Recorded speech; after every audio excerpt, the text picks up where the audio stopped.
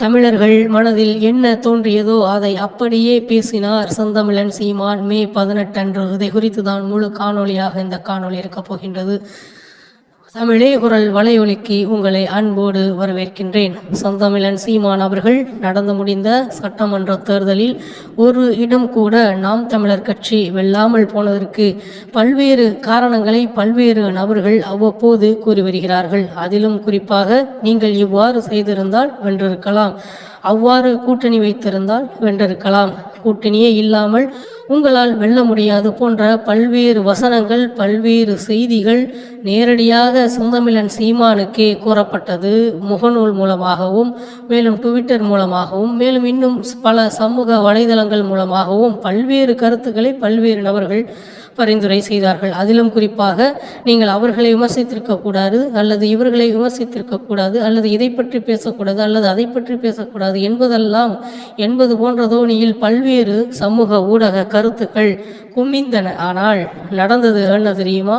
செந்தமிழன் சீமானும் நாம் தமிழர் கட்சியும் சரி, அதனுடைய கொள்கை பிடிப்பும் சரி, துவங்கிய காலம் தொட்டு இன்று வரை மாறவே இல்லை, அது மாறவும் போவதில்லை.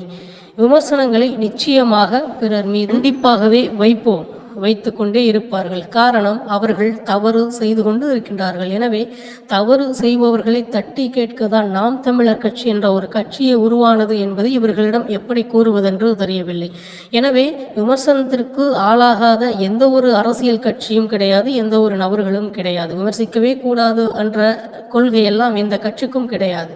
அதுபோன்றேதான் நாம் தமிழர் கட்சியும். நாம் தமிழர் கட்சி உண்மையாகவும் நேர்மையாகவும் உறுதிப்பாட்டுடனும் தமிழ் தேசிய களத்தில் பயணம் செய்யக்கூடிய கட்சி. தமிழருக்காக, தமிழருக்கு எதிராக, தமிழ் மக்களுக்கு எதிராக, தமிழ் மொழிக்கு எதிராக, தமிழ் பண்பாடு கலாச்சாரத்திற்கு எதிராக, தமிழ் மண்ணுக்கு எதிராக, தமிழ்நாட்டில் இருக்கக்கூடிய கனிம வளங்களுக்கு எதிராக செயல்படக்கூடிய நடந்த பல்வேறு திட்டங்களை எதிர்த்து பல்வேறு பேச்சுகளுக்கு எதிர்குரல் கொடுத்து மக்களுடன் மக்களாக நின்று தொடர்ச்சியாக களமாடிக்கொண்டிருப்பதுதான் நாம் தமிழர் கட்சி. எனவே நாம் தமிழர் கட்சி எல்லா போராட்டங்களுக்கும் தேவை. நாம் தமிழர் கட்சி தலைமை ஒருங்கிணைப்பாளர் செந்தமிழன் சீமான் அவர்கள் எல்லா போராட்டங்களுக்கும் தங்களுடைய கருத்தை கூற வேண்டும் அல்லது ஆதரவு அளிக்க வேண்டும் என்றெல்லாம் எதிர்பார்க்கக்கூடிய இதே மக்கள் தான் நீங்கள் அப்படி பேசாதீர்கள் அல்லது இப்படி பேசாதீர்கள் என்று சில செய்திகளை முன் வைக்கின்றார்கள். அவர்களுக்கு எல்லோருக்கும் ஒரே பதில்தான், நாங்கள் எப்படி பேச வேண்டும் என்பது எங்களுடைய உரிமை. ஏனென்றால் அனைவருக்கும் பேச்சுரிமை எழுத்துரிமை இங்கே உள்ளது. எனவே இந்த அடிப்படை உரிமைகளை யாரும் இங்கே பறிக்க முடியாது. மேலும் அந்த உரிமைகள் மூலமாக நாங்கள் சொல்வது என்னவென்றால், எங்களுக்கான உரிமைகளை கேட்டு பெறுவது. உரிமைகளை கேட்டு பெறுவதற்கு எங்கள் உரிமைகளை பறிப்பவர்களை பார்த்து நாங்கள் கேள்வி கேட்பது தவறென்றால் இந்த உலகத்தில் எல்லாமே தவறுதான். அப்படி பார்த்தால் நாம் தமிழர் கட்சி மிகச்சரியான பாதையில் மிக தாராளமாக மிக நேர்த்தியாக செயல்பட்டு கொண்டிருக்கின்றது. இதேதான் செந்தமிழன் சீமான் அவர்கள் நடந்து முடிந்த மே 18 பேட்டியிலும் முழு முதலாக கூறினார் என்பது குறிப்பிடத்தக்கது. மேலும் நாம் கூறக்கூடிய கருத்துக்கள் எல்லாம் மக்களிடத்தில் போய் சேரவில்லை. மாற்றாக அவர்கள் சினிமா கவர்ச்சியில் மூழ்கி கிடக்கின்றார்கள்.